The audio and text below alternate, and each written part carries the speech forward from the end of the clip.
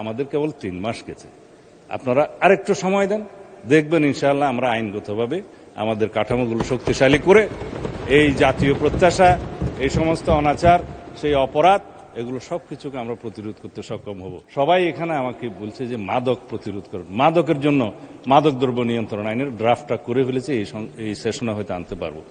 সেখানে মাদক দ্রব্য নিয়ন্ত্রণ আইনের মধ্যে যারা মাদকের জন্য অপারেশন করতে যায়, মাদক ধরতে যায়, তাদের কোনো অস্ত্র নাই মাননীয় স্পিকার।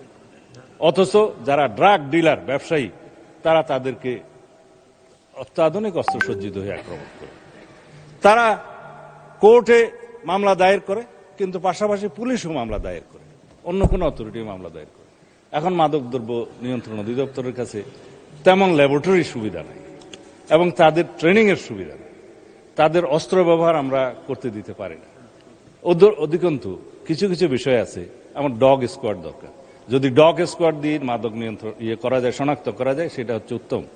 কিন্তু সেই ডগ স্কোয়াড আমরা 2-1টা বাহিনীর কাছে আছে, যেমন পুলিশেরও একটা ডগ স্কোয়াড আছে, র্যাবের আছে, তারপরে অন্যান্য জায়গার আছে, এগুলো বলবো না, ডিফেন্স ফোর্সের আছে।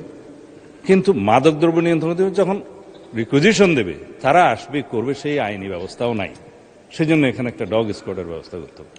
মোটামুটি মাদকের বিরুদ্ধে আমরা যে ফাইটটা করব, সেটা আইনি সুরক্ষার মাধ্যমে, আইনি ব্যবস্থার মাধ্যমে, এবং মাদকদ্রব্য নিয়ন্ত্রণ অধিদপ্তরকে একটা স্বয়ং সম্পূর্ণ অর্গানাইজেশন করার জন্য সেই আইনি প্রস্তাবগুলো আনবো মাননীয় স্পিকার। এইভাবে আমরা সামাজিক যে অনাচার, অপকালচার শুরু হয়েছে, সেখান থেকে নিষ্কৃতি পেতে পারব। সেই জন্য আমরা আগেই বলেছি, এই জাতীয় সংসদের কাছে এই জাতি নতুন জনপ্রত্যাশা অনুযায়ী অনেক কিছু আশা করে। ইনশাআল্লাহ আমাদের কেবল 3 মাস গেছে, আপনারা আরেকটু সময় দেন, দেখবেন ইনশাআল্লাহ আমরা আইনগতভাবে আমাদের কাঠামোগুলো শক্তিশালী করে এই জাতীয় প্রত্যাশা, এই সমস্ত অনাচার, সেই অপরাধ, এগুলো সব কিছুকে আমরা প্রতিরোধ করতে সক্ষম হব। ধন্যবাদ মাননীয় সদস্যকে এই প্রশ্ন উত্থাপন করার জন্য।